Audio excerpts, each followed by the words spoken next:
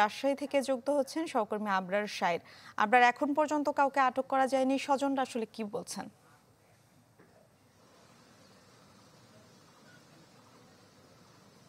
আমরা সকালবেলাও আসলে পুলিশে মূলত বোয়ালিয়া থানায় খবর নিয়েছি।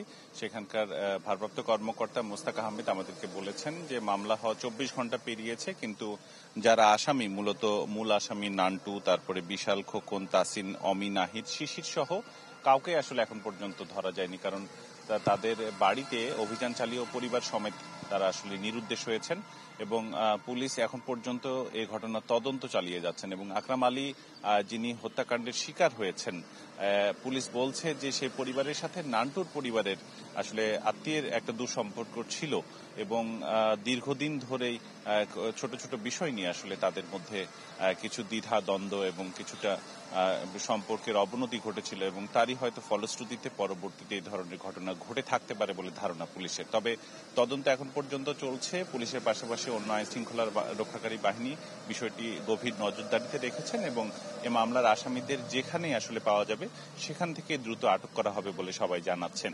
এদিকে এলাকাবাসী গতকাল রাতে আকরামের মরদেহ দাফন করা পর্যন্ত আসলে খুবই তারা বিক্ষুব্ধ ছিল এবং সে পর্যন্ত তারা দাবি জানিয়েছিল যে 24 ঘন্টার মধ্যে আসামিদের গ্রেপ্তার করা হোক, আর না হলে তারা পরবর্তীতে আবারও আন্দোলনে নামার একটা হুঁশিয়ারি দিয়েছিলেন। তবে আজকে শুক্রবার, এখন পর্যন্ত পরিবার বা এলাকাবাসী কিছু বলেনি। তবে তারা চাইছেন এ ধরনের ঘটনা যাতে আর কখনো না ঘটে, কোনো নারীকে ইফটিজিং এর শিকার হয়ে তার বাবাকে যাতে প্রাণ না দিতে হয়, সেজন্য সমাজের সকল জায়গাতে এবং সরকারের পক্ষ থেকে প্রয়োজনীয় কঠোর ব্যবস্থা গ্রহণের দাবি জানিয়েছেন তারা। নীলা, এ ছিল আমার কাছে রাজশাহী থেকে।